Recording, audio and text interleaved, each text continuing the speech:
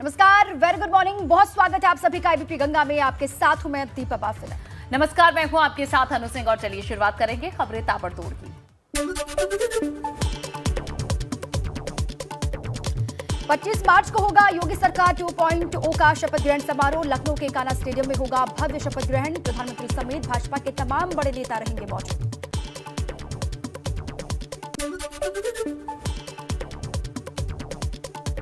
योगी सरकार की शपथ ग्रहण में विपक्ष के लोग भी आ सकते हैं नजर। विपक्ष से सोनिया, प्रियंका, माया और अखिलेश को दिया जाएगा न्योता।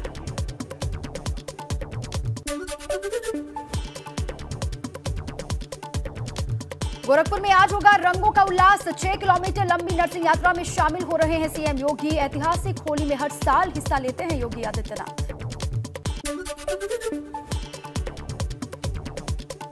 21 मार्च को लखनऊ पहुंचेंगे यूपी के पर्यवेक्षक अमित शाह और रघुवर दास। हो सकती है विधायक मंडल दल की बैठक।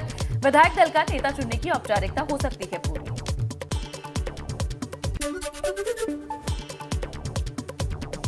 आज से 3 दिवसीय दौरे पर गोरखपुर पहुंचेंगे संघ प्रमुख मोहन भागवत। 22 मार्च तक मोहन भागवत का रहेगा दौरा। प्रांतीय कार्यालय माधव धाम में एक बैठक के जरिए आरएसएस कार्यकर्ताओं को करेंगे संबोधित।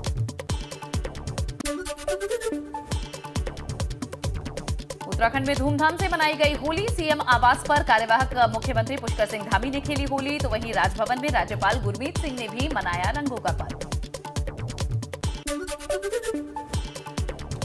होली का जश्न खत्म होते ही नई सरकार के गठन की तैयारी तेज। 20 मार्च को देहरादून आ सकते हैं केंद्रीय पर्यवेक्षक। विधानमंडल दल की बैठक के बाद होगा नए मुखिया का ऐलान।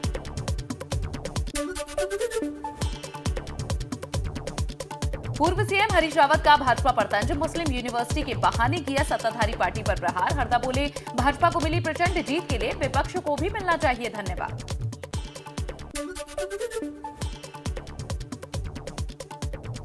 योगी आदित्यनाथ ने गोरखपुर में शहीद अशफाक उल्लाह जू का किया है निरीक्षण। बाकी जानवरों को जल्द से जल्द जू में लाने का अधिकारियों को दिया है निर्देश।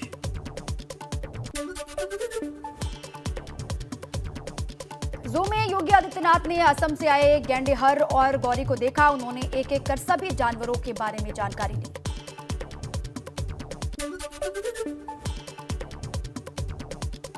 योगी आदित्यनाथ ने गोरखपुर जू में पौधारोपण भी किया है। अपने हाथों से उन्होंने पौधे को लगाया और फिर उसे पानी भी दिया।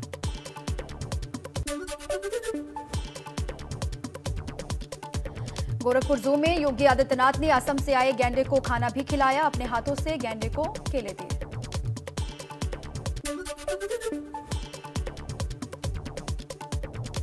एबीपी गंगा ने रचा इतिहास। टीआरपी रेटिंग में बना नंबर 1। लॉन्चिंग के 3 साल में यूपी उत्तराखंड के दर्शकों की पहली पसंद बना एबीपी गंगा। चुनाव से लेकर काउंटिंग तक हर खबर में number 1 ABP Ganga. UP Uttarakhand की पहली पसंद बनाने के लिए दर्शकों का शुक्रिया।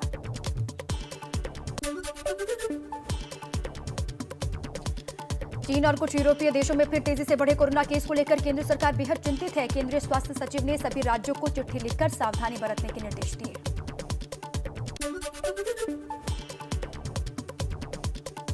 देश में पिछले 24 घंटे में कोरोना के 149 लोगों की कोरोना से मौत हुई है। 2528 नए केस दर्ज हुए। 3997 लोग डिस्चार्ज हुए। रोजाना कोरोना पॉजिटिविटी रेट हुआ है अब 0.40%। देश भर में कोरोना के एक्टिव केसेस घटकर हुए 29,181। अब तक 4,24,58,543 लोग कोरोना से जीत चुके हैं जंग। शुरुआत से अब तक 5,16,281 लोग गंवा चुके हैं अपनी जान।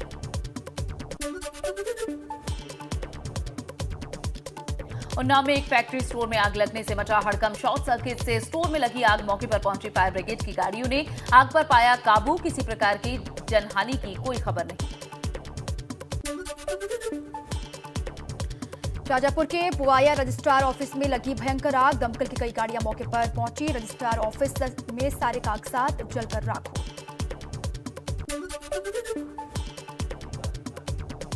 मऊ में एलआईसी ऑफिस में लगी भीषण आग। आग से ऑफिस में रखे कागजात हुए खाक। फायर ब्रिगेड की 3 गाड़ियों ने घटनास्थल पर पहुंचकर आग पर पाया काबू।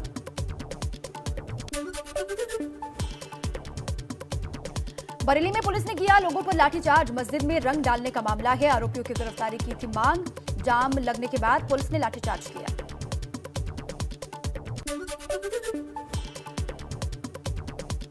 वहीं संभल में फायरिंग और पथराव का लाइव वीडियो सोशल मीडिया पर वायरल हुआ है। दो पक्षों में मेहमानों की खातिरदारी को लेकर मारपीट में जमकर चले ईंट पत्थर। झगड़े के दौरान कई राउंड फायरिंग भी हुई। पुलिस ने किया है केस दर्ज।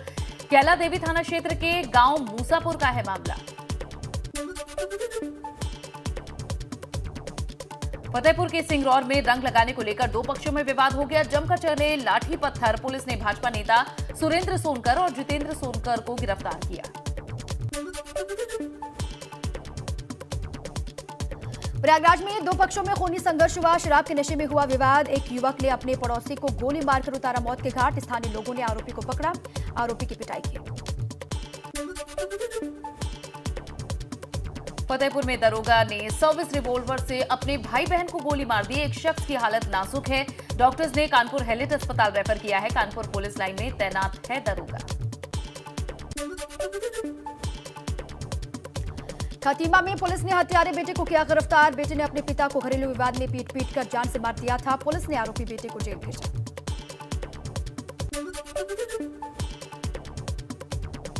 बस्ती सदर के विधायक महेंद्रनाथ यादव के ठिकानों पर पुलिस ने छापेमारी की है। ब्लॉक प्रमुख को अगवा करने का था आरोप।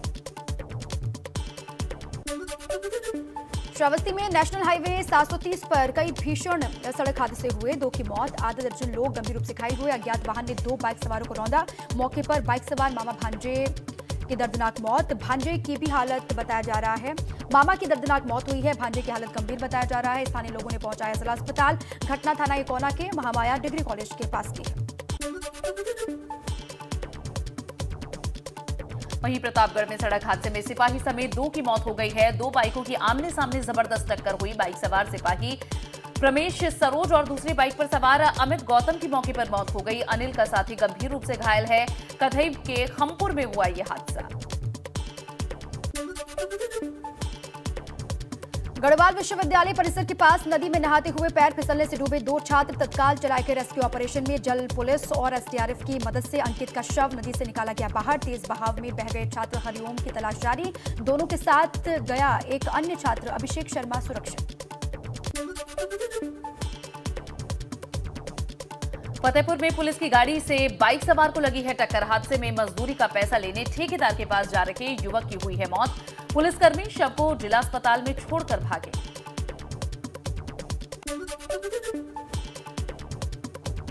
लखनऊ के मड़ियाओं में युवक की ईंट से कूच कर हत्या। युवक सिमरा गौड़ी में भांजे के घर रहकर करता था ड्राइवर का काम।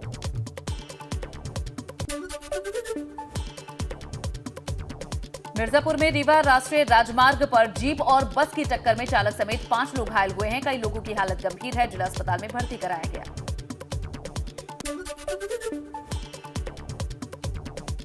पौड़ी जिले के पैठानी क्षेत्र में सड़क हादसे में 4 युवकों की जान चली गई। होलियारों से भरी हुई गाड़ी खाई में जा गिरी। एक युवक की मौके पर ही मौत। 3 ने सामुदायिक स्वास्थ्य केंद्र में तोड़ा दम। हादसे में 10 लोग घायल।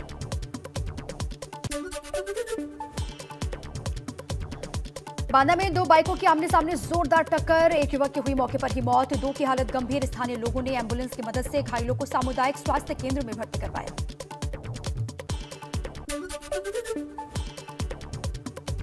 मुजफ्फरनगर में 7 मार्च को हुई शिक्षिका की हत्या का खुलासा। पत्नी के तमंचा मारने से गुस्साए पति और देवर ने मिलकर रची थी खौफनाक साजिश। हत्या कर कार सहित नहर में फेंक दिया गया शव। देवर गिरफ्तार, आरोपी पति फरार।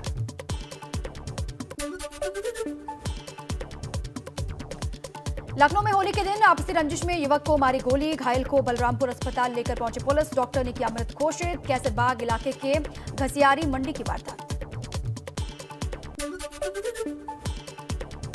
गाजियाबाद के विजयनगर इलाके में युवक की बेरहमी से ईंट पत्थरों से सिर कुचलकर हत्या की गई। विजयनगर थाने का हिस्ट्री शीटर था युवक। हत्या के मामले में 2009 में जा चुका था जेल।